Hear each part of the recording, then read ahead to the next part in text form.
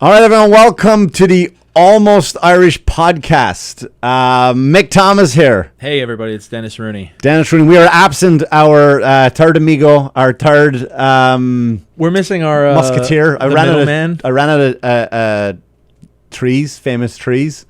Famous threes. I couldn't even tell you. I don't know. Larry Moe and Dan Barry. The Stooges. Anyway. But yeah, Dan Barry's not here. He's off wrestling. He's wrestling up in Massachusetts right now. So if you're up there, go check him out. I think he's there today and tomorrow. Yeah, so we, I'm kind of, part of me was thinking, like, Dan's not here now, because, like, and the one thing I like about the show, too, is that we don't ever do politics, which is because there's enough of it in the world. I mean, we kind of do without doing it. You know what I mean? Mick, you're the type of guy, yeah, you could talk politics without really talking. Well, you're talking gender politics all the time. This is a very gender politics. No, I'm just complaining a lot. That's not talking. Yeah, but all your complaints seem to go on towards women. Whatever, it's fine. Let's not get into it. Again, we don't need to do gender politics every episode. But I kind of stopped based on when we were down in South Carolina, when we had an issue. It wasn't even on the podcast, but out on the deck of that hotel. It was a classic vacation mishap because we had a great time. It was very chill, no arguments. And then, like, the very last night, at the end of the night, that's when, like, the drama, which it wasn't any real drama, but that's when this little... Right. But I never wanted that to happen again. So I figured, no, because my friendship with Dan, especially, means... It's already hard enough. It means too much to me to be, like, kind of where you walk into a room, you go, this fucking guy. You know what I mean? Yeah, but here's the Jedi thing about that is eventually you realize, like, that's not that your relationship hinges on that, but you arguing about stuff is a big part of your relationship with people. You mean me in general? Well, I mean, kind of everybody, but I'm an armchair therapist. I'm a middle child, so, I can talk about this sort of stuff. But I mean, I have relationships in my life where it's like, we might argue about, I had a day at the beach 2 days ago. First by of all, yourself, does that surprise you? No, not by myself. It did surprise me when you text me. Why does that surprise people that I say go to the beach? Because I assume that most of the people, like the people I consider close in my life, I put you in there. Thanks, buddy. Kind of are like-minded like me. So I hate I love the beach, right? Here's what I do. I take my motorcycle and I go way out east. I go way out east in the evening time.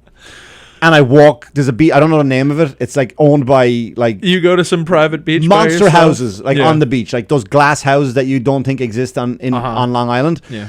And I walk by the beach, and I love the beach by myself. But if I have to go during the day, watch fat fucks with awful tattoos, screaming kids, and it's just ruining. Like when you look at perfect scenery, and then there's never people. You have to look past those fucking monsters. There is something about going to the beach where, like, if you get there and there's a lot of people there, you're like, what the fuck is this about? Like, what are all these people doing here on a Tuesday in August? And it's like, well, I'm here on a Tuesday in August. Yeah, but then you have to listen to their music because they have it way too loud. And they set up like they're moving in. It's a big deal. You know what I don't like? Having to swim between those flags. Don't tell me where to swim.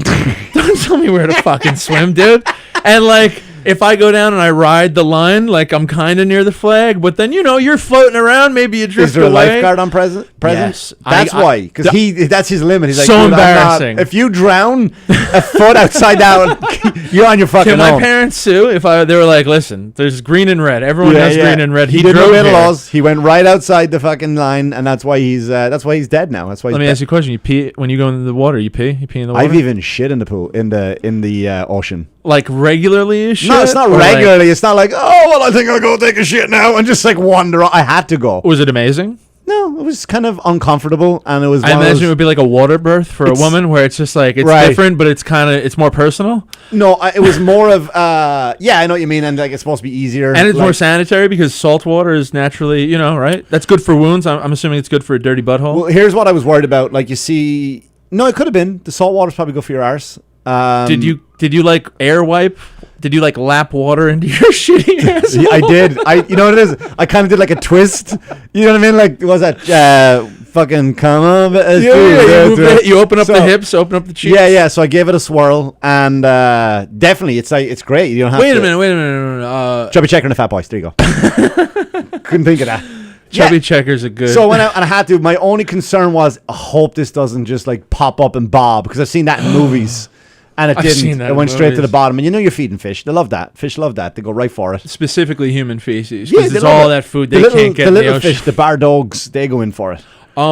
Now, when you did it, did you pulled trow down, right? You kind of pulled your bathing suit shit down in your shorts. Well, I don't know if you're. Well, I think there's also probably a way where you can kind of lay back, floating on your back in like a hospital bed position. You know what I mean? Okay. Where you got your knees up, kind of, and it just floats out the bottom, like easy exit, because they are buoyant, like you said. You're worried about it. Yeah, floating. but you then you gotta pull your shorts down a bit more, so then they're past your knee. Wouldn't your turd get washed ashore? I don't know, man. I that again You was just one of got my out of that, concerns. Yeah, and then you do one of those like run away. You can't run in the water, so you like there's no cool way to run in the water. Do you know what I mean? That's why in Baywatch they always ran cool on the beach, but you never see them in the water. Like, it's all, no. The elbows are up there. Like they're on the very edge of the water. Like you know, your aunt dances at a wedding. Like she's like, maybe more embarrassing than getting what's the thing that they put in their mouth and blow? Dick. No, the lifeguards. A whistle. Jesus. I'm sorry. Listen, I have ice cream scoops out of my brain right now. I've been burning the candle at both ends, and it's been a good couple weeks of shows, but like I'm starting to get back into that burnout of like going all the time. So even worse than getting the whistle blown at you by going outside of the flags, I think, is when you're like, all right, let me go back up to my chair, and you start walking out of the water, and then that one wave comes way harder than the other ones and fucking knocks you over. Falling down as a 6'5" kind of fat guy. There's no place where it's okay. Falling down is fine in the water, but almost falling down is worse. That's when you try to keep yourself up and maybe one hand hits the ground and you look like a total fucking mental patient. You know what I mean? The water's behind you. And the waves keep coming. Yeah, because if you fall, you can go wee and you can get another ride out like, of it. Look, I meant to do that. I'm jumping playful. Around. But if you try to save yourself, that's when you look like a fucking mong. So you were surprised... I was surprised you're at the beach by yourself. See, someone else said that. Comedian Mike Toohey. He's one of the people I went with recently to the beach, and he said halfway through the day, he's like, Rooney, you're kind of good at doing this beach thing. I didn't know you'd know how, like, what. And I'm like, we're sitting on the beach drinking and going in the water every half hour. Like, what are you talking about? He said, yeah, but you knew how to catch a Frisbee and throw a Frisbee. You don't need a beach for that. Do people not know that I'm a natural athlete? Like, I can do anything I want to if I want to. No, I believe you are. And I know you are, because I remember when we came from a gig and we were driving across one of the bridges. What's the one? The Trogsneck Bridge? Yeah. And I remember you pointed out a school that I didn't know was there. It was like a Navy school, I think it was. Oh, SUNY Maritime. And you I played football over there. No, and that's when I got... I did not play football. I said I was going to play. I was scouted to play football. Oh, okay. So, all right. Because I was expecting like this like almost stolen valor story now. Is that And I went off. I did 3 years, started there. They actually brought me to Afghanistan early because they said that it was necessary. I was so good at football and war that they invited me to play against Afghanistan in the Christmas Day match. National security was at risk, and they needed to bring in the big dog. That was it. No, I scouted to play there. That's only D3, but yeah, or I played football. That's what I'm saying. Comedy has made me soft. That's what's made me, What do you mean made you soft? I've worked construction, poured concrete. I've done manual labor. I've done most sports I've played. And I've always been like a stocky guy, but like, I used to be very kind of fit for my size. Okay. And now after 10 years of doing stand-up, I'm pretty soft. You've only gotten harder. I think you look more intimidating today than any other day I've ever seen you. I said it before. You walked into this room with the hair going like an X-Men or something. Well, I got here late, and there's one of the top things I hate in the world. It's number one that a human can do, right? 1 above rape, 2 above murder. What? And that is being late. I think it is the worst thing a human can do is be late. And I was late tonight, and you don't understand the self-hate I have for myself now. So if it's your birthday party, right? Yeah. Which I don't ever celebrate my birthday party. And your wife showed, well, in this situation you do. Go on. In this rhetorical situation you do. Your birthday party, reservations at 8. Yeah. At the restaurant, you're there 7:55. Your wife shows up 8:05. You're more concerned. And she says, I'm late because I got raped. I got raped, man. I've been raped. I'm hungry and I've been raped. I like that she still made it to the party. Well, where else is she going to go? The police station? Her husband is an X-Men. Okay. He's very intimidating. He's got long hair, a beard, and Disney tattoos on his body. He's who... And you're like... But honey, you're 5 minutes late. Like, what's wrong with you? You know what I mean? Better to cancel altogether. I'd be like, than well, to show up late. why didn't you plan for the rape? You know what I mean? Like, I usually plan for traffic. It's like traffic, yeah. You know what I mean? You got to plan it. for it. Like, for me, the reason I was late, because like I took my son boxing, but what happened was I didn't realize how hot it was in the gym, and I was just covered in buckets. So when I went home, I had to rip off the shirt, wipe down, deodorant, and I didn't even realize what this was till I run out the door. And then, of course, I hit in typical long track. But I cannot stomach being late. It's awful. Now, is it you being late, or is it like if I was late to something, are you also like this piece I'm of shit? I'm forgiven with people because I understand the situation, but you don't like to lose face. Yeah, my standard. But then there's people like I was supposed to do a podcast recently, someone else's, and he was doing it at his house on Long Island, and I would like to give him a shout out, but I don't know the name of his podcast, so I can't say it. What a great guest you were on that podcast. Yeah. You're like, I don't know where I was. I don't know his name. But he goes, meet me at 6:30 at my house. Here's my address. So I got there at 6:10. Now that's obnoxiously early, right? That was an accident, though. That was like you're there that early. Right. Maybe if there hasn't been something established with like, when we do this, it's like we'll get there as quickly as we can. Yes, but, we kind of got a net where it's like we'll definitely be there by 6:30 if we can, whatever. But if you show up to someone's thing early like that, do you text them and say like, "Hey, I'm here," or if you need some time? But that's what happened. So I get there 6:10. His show was supposed to start at 6:30. Start recording, and I text him and go, "Hey man, no rush." I like this guy, but I'm not bitching about him. I'm bitching about the no rush. I'm already pleased with. Yeah, I go, hey man, no rush, but I'm here. He writes back immediately, which I like. He writes back and he goes, bro, I'm sorry. I'm still out in Riverhead. I might be late. So first of all, now for those who are not listening on Long Island, from Brentwood to Riverhead is about 45 minutes. Give or take. Even if you knew the name, you shouldn't plug. I'll say it. Don't plug this guy's podcast. Yeah, I honestly. That's inconsiderate. If I knew his podcast, I would say it. Yeah. Because it was actually, I had a lot of fun when we rescheduled it. But my point is, you're in fucking Riverhead. So you're not making it by 6:30. So was this the whole podcast where you just like taking him to No, he gave me a week to cool down. What happened? You were like, I'm not doing it tonight. I went home. I'm not doing it. That's I'm not fair. sitting here for 45 minutes in a fucking your driveway. Yeah. But you're in Riverhead, right? And you're not making it. He should have texted you an hour ago. Can I exactly? Yeah. Right? Can you push it back? And that to me, like, so when people are late, life happens. But you knew that, so that to me is like, if I didn't like the guy as much as I do, he would be dead to me. Like dead to me. I'll tell you this. This is something that my football coach. I don't know if you know. I played football. I heard almost that. played it SUNY Maritime. I got your card. I was scouted until the scout screwed me on that one, Mick. And the Marine FL, it's called. my football coach said this to us. It's always stuck with me. He said, "Early is on time is late, and late." I'm looking around the room. Emphasis. Unacceptable. I like that. I'm late all the time, though, but I remember it. You know what I mean? When I'm showing up, I'm like, this is unacceptable. The one I go by is what I always thought. If you're not early, you're late. So there's only two times. Ooh. There's only early and late. There is no on time. Here's another one. Brevity is the soul of wit, and that's much shorter than mine. You're early or late. That's it. That's like 4 words. You're either early or you're late. Done. There's only two times. So when I get to a gig, I'm always on time. Yeah. Always, unless like that time I was in Jersey and I got stuck for 4.5 hours on the GW. Oh yeah. That ain't my fault, right? So, but I still left.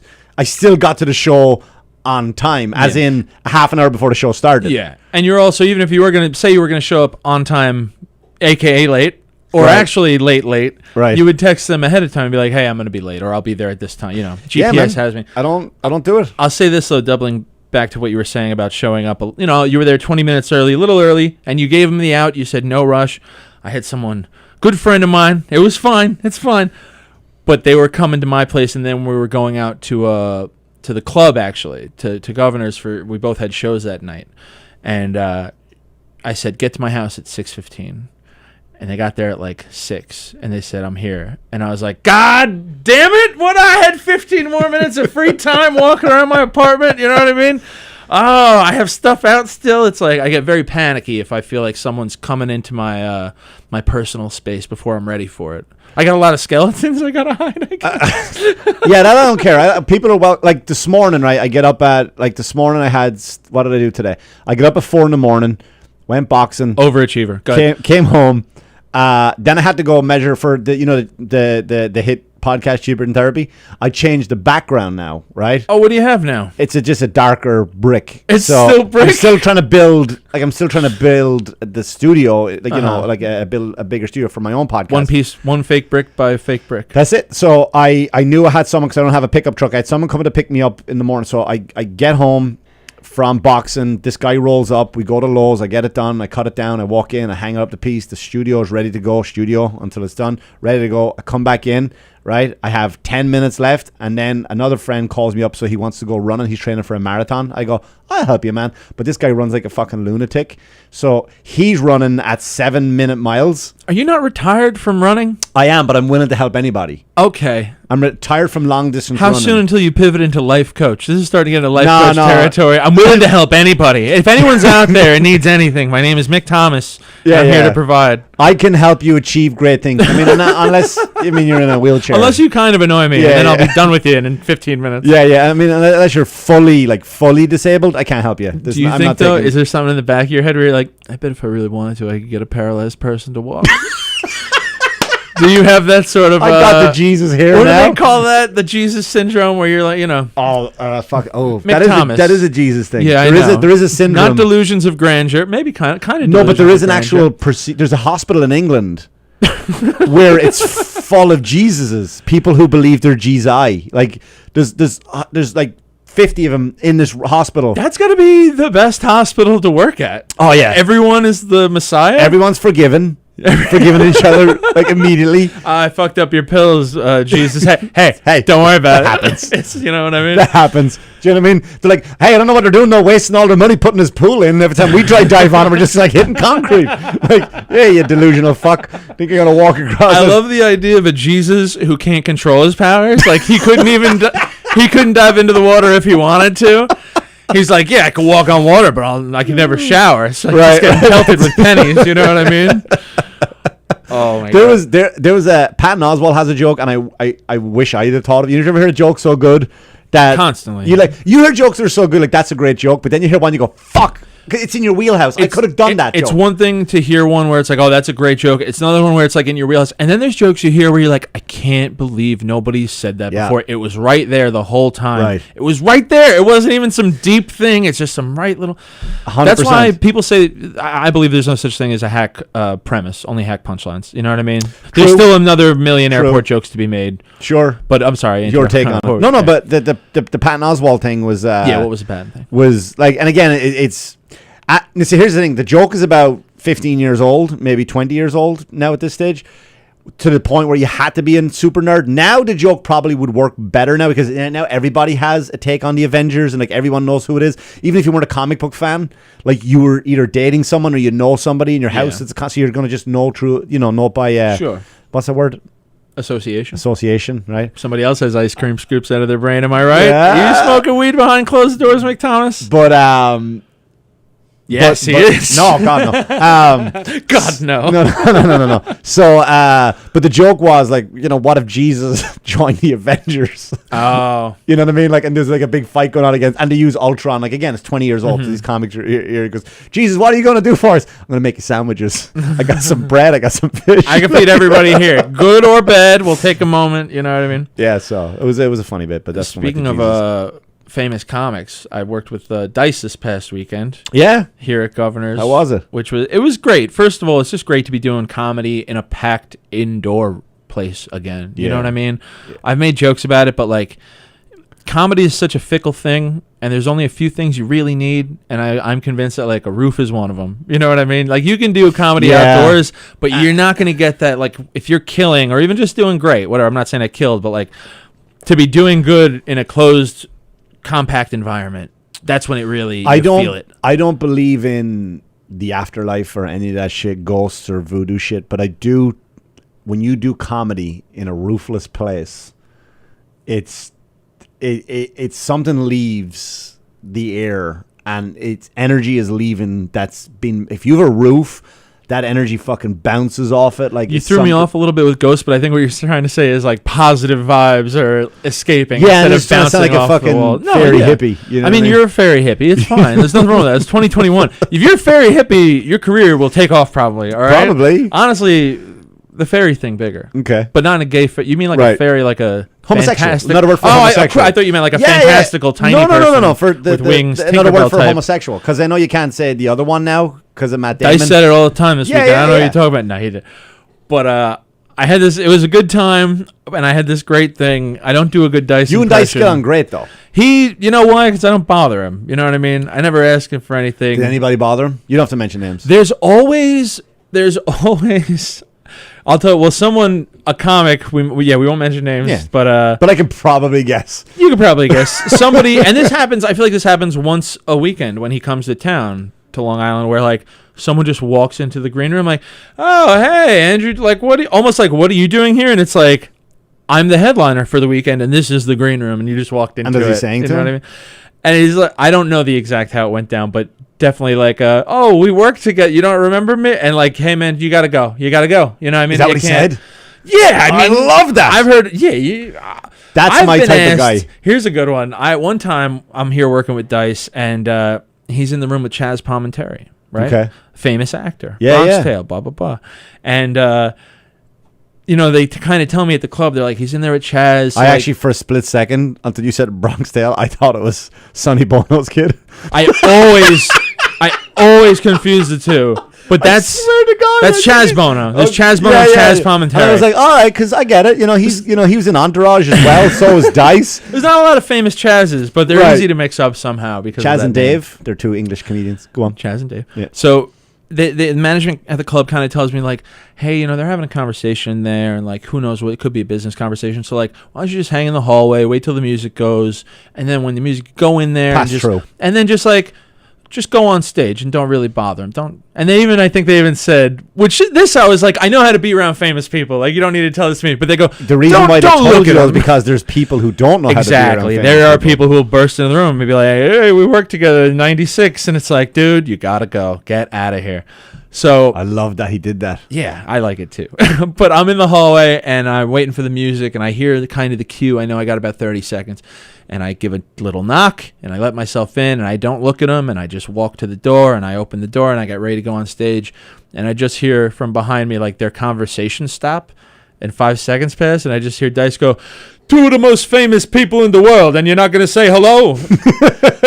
And I'm like, I'm sorry, guys. I come over and shake their hands. I'm like, they kind of told me not to bother you. They're like, what?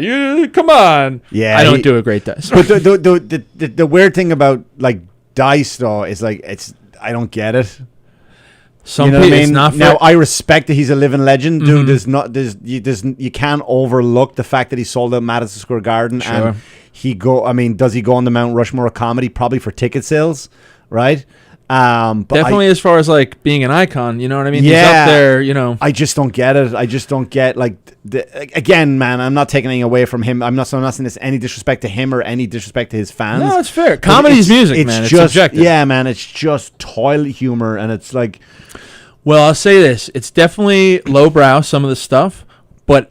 When I first started working with him, I knew he was an icon. I knew the Madison Square Garden thing. I knew he was big. And I had heard a little bit of his album, The Day the Laughter Died, which I was kind of like... That was the Dangerfields one, right? The Dangerfields set where he famously just came in like around Christmas time. There's like 6 people in the crowd. And he just does 2 hours and no material, almost probably harassing the audience a ton. People walk out, people heckle. It's all on tape. It's a very interesting documentation of comedy. You know, what comedy can be. And sometimes... and often can be, you know what I mean? Like you do in small rooms and, so I knew him from that, but I wasn't that familiar with the material. After working with him a bunch and watching him, I'll go to bat and be like, you might not like Dice's humor, might not be for you, but anyone who's like, he can't write a joke, it's like, you don't know what you're talking about. Yeah, I'm not saying that at all. In any way. It's like that's why I said up front, like, it's just not for me. Just not for you, yeah. I just don't get it. Like, that's why, like even Patton Oswalt, right? That's not for everybody else because he's too inside the nerdy comic books guy. So, but yeah, and the sad thing about that too is like, I feel the same way about Carlin. Not a Carlin guy, huh? Because like I just wasn't exposed to him till his material didn't like. I can 100%. I would always say based on what he did, like, you know, the rules he broke and how he did it, and legacy. That should he be on the Mount Rushmore of comedy? I think so, right? But to listen to that comedy, to me, it's like I got in too late to the point where it's like it doesn't translate anymore. Yeah, I mean, that's fair. Do you know what I mean? Again, it's like comedy's subjective, so you're going to have your favorites. You're going to have things that don't really click. Right. What's fascinating to me, bringing up names like, not so much Carlin, really, or maybe, I don't know. But definitely with Dice, definitely with Patton, it's always strange to me when like the audience really reflects the person's persona. Like Patton gets a lot of nerds. Dice gets, I say this every time Dice comes to town. And I go out there. A lot of union people. There's always, hold on. There's union people. A lot of dock workers. A lot of people shaking people down. Yeah. No, I'll go out and they'll be like, whatever, blue collar crowd, most of the types you'd expect. But then there's like 3 Dice mini bosses in the crowd. People wearing like flashy shirts or like shit where you'd kind of be like, do you walk around wearing shit like that? Yeah, like, do you think you're Courtney Coxon and Bruce Springsteen? Like, Dice is going to pull you up on stage? Are you going to fight Dice and take his tour dates from here on out? Are you going to out-Dice the Dice Man? And they'll, like, kind of heckle you. Those are the ones where you got to win them over. It's like, you got to prove you're fun. And then eventually, those are the guys that come up to you after the show and be like, you know what? Like, I came to see Dice. I've been seeing Dice 20 years, but you were pretty good. You made me laugh. And I'm like... See, that was a good Dice, but even though you weren't doing Dice. No, I'm getting... Now it's ruined. Now you're trying to do it. I'm starting doing Sly Stallone. You practice in front of the mirror? I've been doing... You're Stallone. This will be a better Dice impression. Here's my other little Dice story from the weekend, which I don't think this will tickle... Suck it harder, Dennis! Rooney, I only ask for you for one reason. Oh, Rooney with the teeth over here. You know I want one finger in my ass, Rooney. I'm wearing fingerless gloves too. I'm like, just up to the glove, Rooney. Oh, with the beads. No, I should. What am I doing? No. But is that a good Dice though? Was that? I don't know. Was that all right? I always forget what he sounds like. All right, so I mean probably that, but go on. So. I go on. So Dice brought Eleanor Kerrigan, who I don't know if you know. Yeah. Very funny comedian. Years ago. Very funny. Dated Dice years ago. Was a waitress at the Comedy Store for a long time. Was funny enough where like and enough people told her like you need to start doing stand up that she finally did, and she's been doing it a long time now, and she's great. She's hysterical. Check out Eleanor Kerrigan if you never heard of her. So I bring her on. She brings Dice on. So I got a lot of downtime backstage, and I'm back there with Eleanor, and she goes, you do that joke about your father? I go, yeah. She goes, you say, what do you say? I go, he's very withdrawn. He's very stoic. She goes, yeah, you said that? And Dice, like, snapped his head towards me and goes, what does that mean? And she it means he doesn't like Jews, Andrew. Oh, he's anti-Semitic, this guy.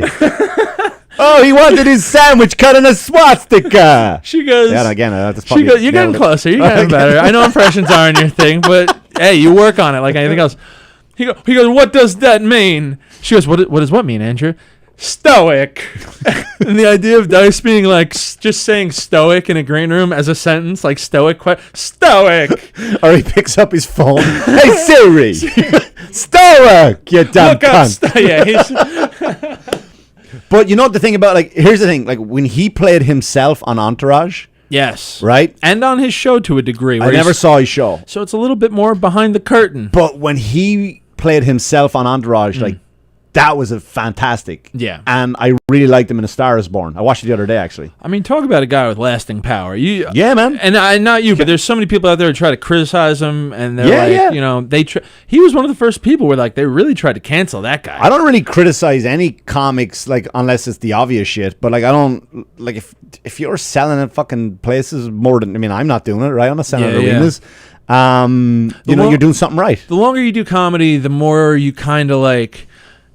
I don't know. Not that you don't take it as seriously, but there's room for a lot of people in this industry. And if a guy's been making a living for 30 years doing it, and like people, me included, maybe like, hey, he's a little hacky. It's like, yeah, man, so what? Like that guy could work a crowd. Like anyone who's been doing this for a long time has knowledge to them. You know what I mean? They have.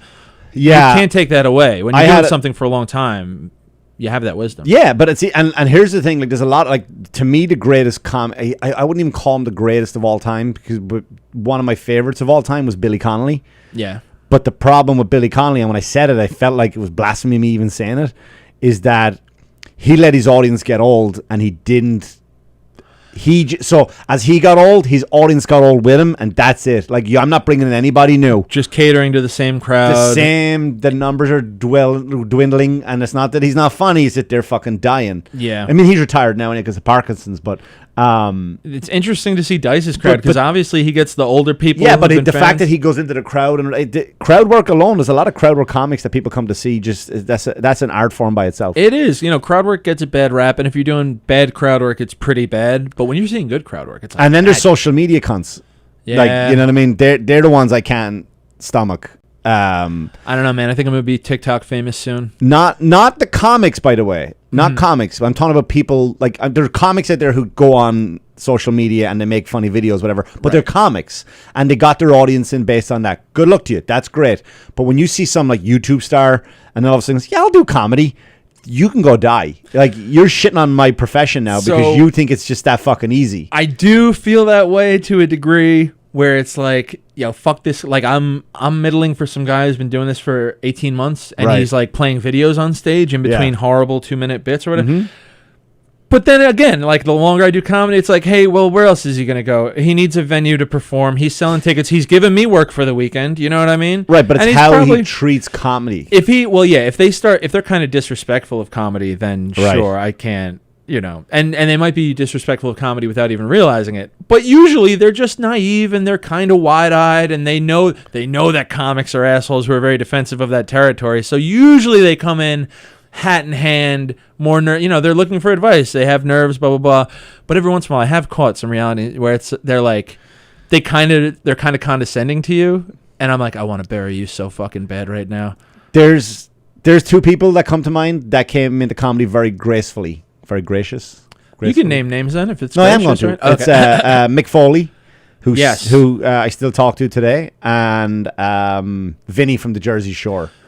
Yeah, well, from the beginning, especially with Foley, and I think still today, Foley's like, I don't do stand-up. Like, this is just kind of the venue. Again, it's like a venue thing, you know what I mean? Where you're not going to rent a rock club because the overhead's probably too much. And, they don't have shit. What, are they going to fill the place with 300 metallic chairs, you know what I mean? Folding chairs, I think the common folk call it. Or the wrestlers call them folding chairs. Foley chairs. Foley's got to show up to every gig with his own chairs. He's crazy enough to do it. But then I have heard of people where I know Steve-O had he got a lot of shit. It's just shit like that, you know what I mean? Yeah. But going back to social media, this is something I was going to talk to you off air, but we might as well do it on air. Talk to me, man. You're getting off social media.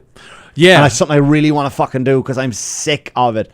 I kind of have I realized like last week I may have an addiction problem to social media. Do you have TikTok? And I hate it. I have TikTok and I hate it.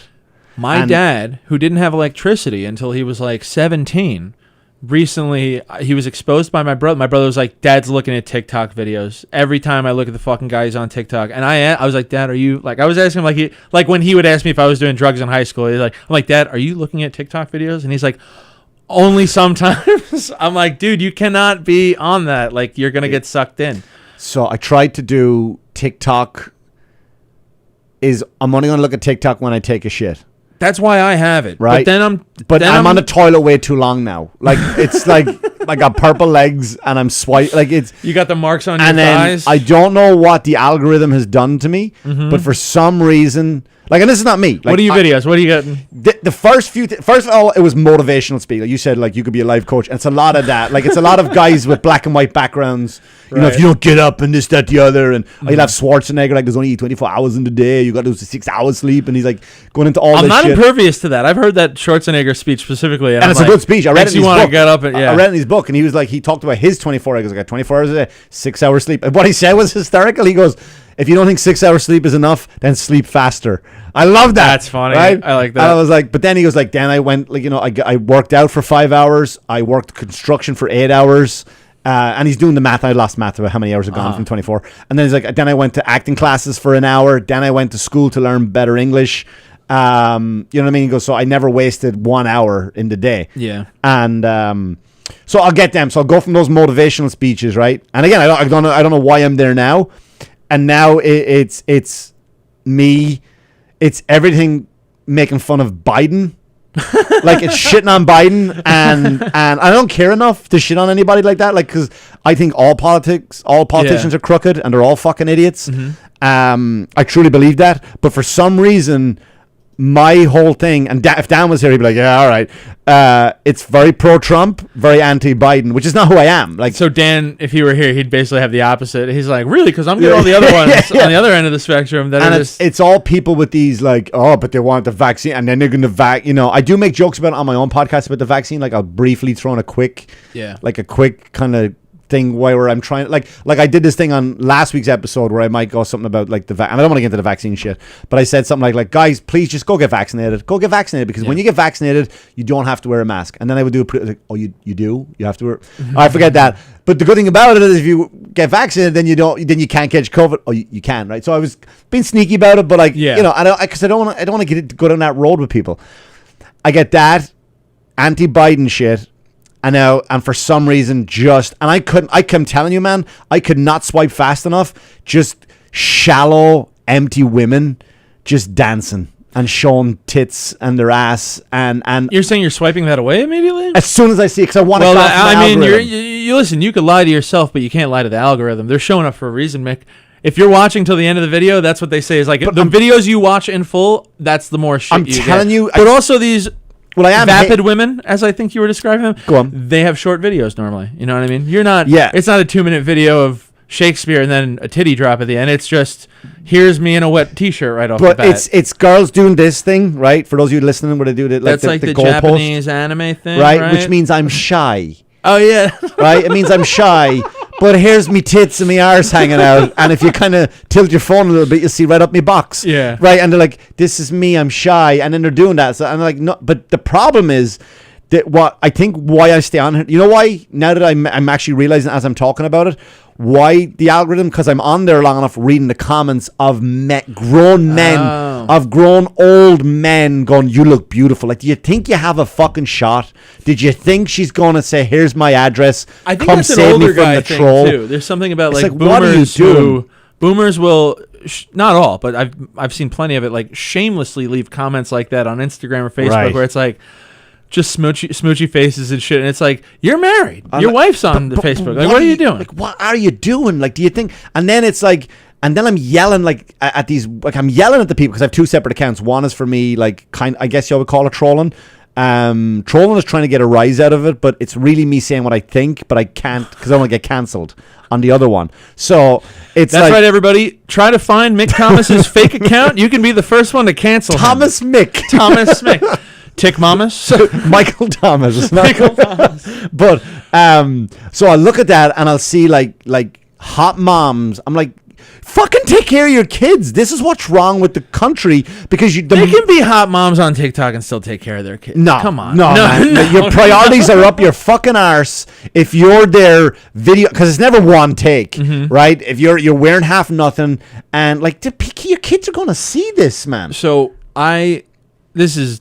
we won't cover all this today, but I recently got back on the dating apps, specifically Tinder. All right. I'm not at my goal weight where I was like, I'm going to wait till I get there and then hop back on. I was going on the road, and I was just like, fuck it. Let's just see what's out there. You know what I mean? I like being on the road, throw it down to like a 3-mile radius, see like who's real close. 3 miles is dangerous in America because you have to drive far to get anywhere. If you're in Manhattan, I get it. But if you're like up in Manhattan, you do like 1 mile. And but if you're in Allentown, Pennsylvania... Well, you gotta go fairly fucking far, mate. Listen, I'll start at 3. And then you gotta weed them out because a lot of them are hounds up there. Yeah, but hounds are fun. You ever have a hound? Hounds are just like those Instagram comics, right? There's room in the industry for them too, all right? There's room for hounds. There's a no-kill shelter, Mick, all right? We're not putting anybody fucking down. Everyone gets a pass. So I'm up there, and I match with this girl, thicker variety. Go on. But I'm about it. Yeah, yeah. And we start chatting, and I'm getting zero vibes of like an ulterior... Chatting online, you mean? Yeah, chatting on the app. Zero vibes of ulterior motive. Sometimes you'll match with someone, and right away you're like, oh, this is a bot, or like this is someone this is a catfish, or like something, or this person's trying to plug some porn shit. I start talking to her. She gives me her Snapchat, which is another social media thing, which I strictly downloaded just because she was like, I'm on Snapchat. And I'm like, well, that's the sluttiest of all the apps. Sure. And So I download that. Whatever, talk to her. We don't end up meeting up a little bit.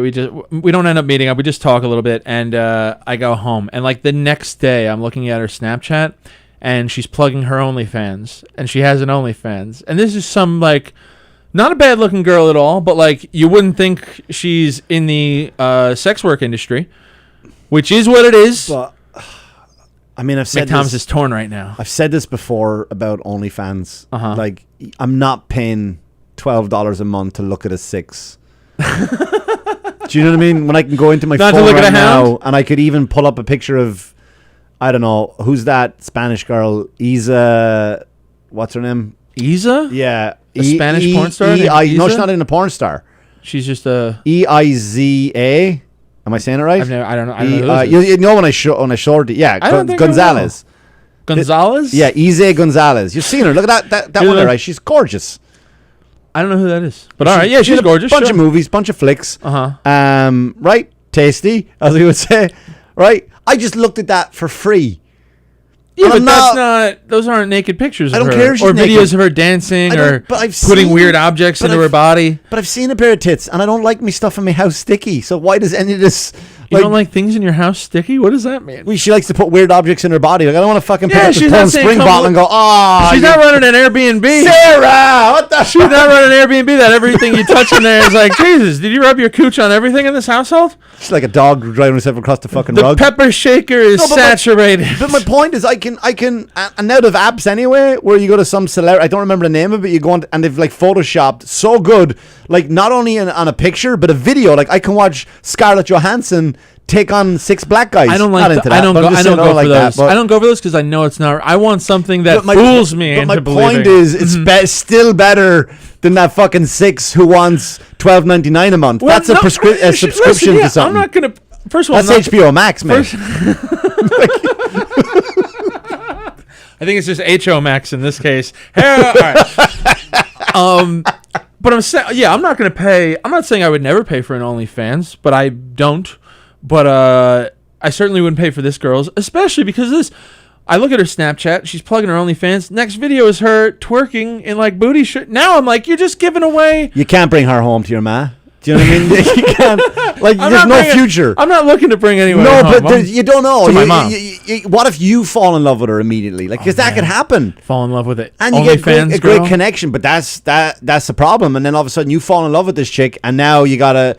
She's like, well, I'm off to work. Isn't that a good problem? She's like, I'm off to work now. You're going to the couch, love. You're not going off anywhere. It's like... I'm set up the camera, doing the lighting. Yeah. And then why some fucking... I'm wiping everything down. Yeah, that's sticky. Some fat white guy from Minnesota then is just like sending in $12 a month. Put it in your butt. We appreciate it, Robert. Please keep it on auto subscribe and, tip us or whatever. So what did you... See, my only thing about getting rid of Facebook, I'd love to get rid of Facebook, especially that one. That's the easiest one to get rid of. It's all nanas. That was the first one I got rid of. But my fear of that one is I've hit the limit of friends on there, right? So friends, if you want to call them, 5,000 people, right? So to me, I use it to plug shit. Like our podcast, my own podcast. And so I kind of don't want to give up that. Twitter's bullshit. Twitter's just gone to that was the next one. I deleted that like. I don't care. I've just got a little over 1,000 followers. I don't give a shit about that one. I'm staying on Instagram because I'm not saying I'm deleting all my social media, but like I had to downsize. And also, did you delete? Like, are you just not going on there? Or you shut it down? Completely permanently deleted my shit. Wow, that's great. There's people out there now listen to this like with sweaty palms. I know. It felt so liberating to know, and also to know that like. Listen, I'm sure you can find stuff. The internet lives forever. I know that. But, like, certainly not easily now. You know what I mean? Like, you're not going to find some horrible tweet I tweeted in 2014. Right. And I never had success with that shit anyway. I didn't have the time. I don't work that way. Put me on stage. Put me in a room with 5 or 500 people, and I'll get it done. But I really don't want to sit around and try to impress people on the internet for fucking internet points. I don't want that.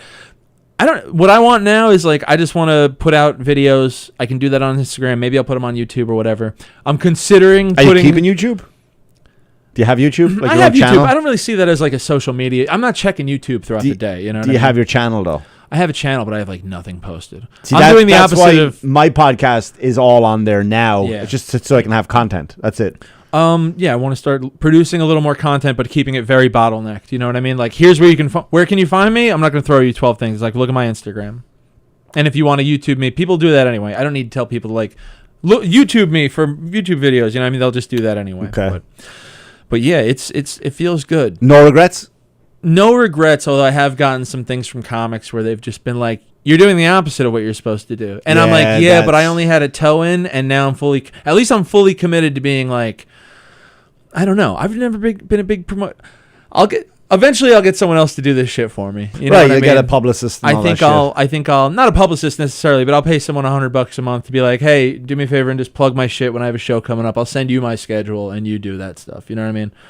Because I do feel bad with like promoters when I don't plug a show that I'm on. I try, and I'm pretty good at it on Instagram, but I wasn't good at it on the other things where it's, you know, they're putting you on a show. The least you could do is plug the show. Hey, I'm going to be at this place, you know. But there's nothing more humiliating to me, and this is another reason I want to get it. Like I have 2 Twitters too. I have another one where I can kind of go, "Hey, what is wrong with you, Mick?" Just because we live in a world now that if you say something, like I want to go at somebody and go, "You can't say that." Like if you're going to say that about me, then I'm going to say this about you. Like if your people say this about my people, well, have you checked the stats on this? You know what I mean? I'll say stuff like that. You're like one bad day from going around at night with a mask on. You know that? No, I'm not. No, you already are. I heard that in your voice just now. No, I am like, I do want to get rid of all of it though. Like fuck, just shut it down. Well, I think you might be a little like me, where like if I wasn't doing stand up, I think I'd be pretty off. I wouldn't the grid. have any of it. I'd be like living in a van somewhere. I would or be Jason just nomading it. I would be Jason Of course, Bourne. fuck it. I'm over here like I'd be a homeless know what I person. mean? You're like I'd be Jason Bourne. As in, Shut you the wouldn't fuck know up, who the Nick. fuck I am. I'd have 5 passports. Okay, I thought you meant like you'd be insanely intelligent and gifted and talented. And just fighting people in Greece. No, like I have 5 passports. Yeah. And it's Matt Damon, so I'd be dropping the F word every 2 minutes. That's fair. You know, so. Well, I think this was a pretty good wrap it up. Test Had episode. Yeah. Thank you, Govs, for Govs Radio for having us. .com. I think we're gonna try to make this work. Yeah, I enjoyed this. Did we go live? Was it live? It was live. Were people commenting? How many people watched too? A little bit more than that. All right, we don't need numbers. We don't discuss numbers on the air, yeah, right? We don't. No, that's true. You got anything you want to plug though? August 12th. Laughs for Ziggy, for John Ziegler. Yes. Colin Quinn's on the show.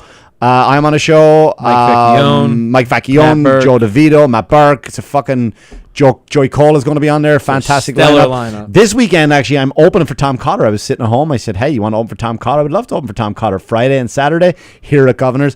And then on August. July's gone. August, I never say July again. You fucking idiot. August, next Saturday, August 14th.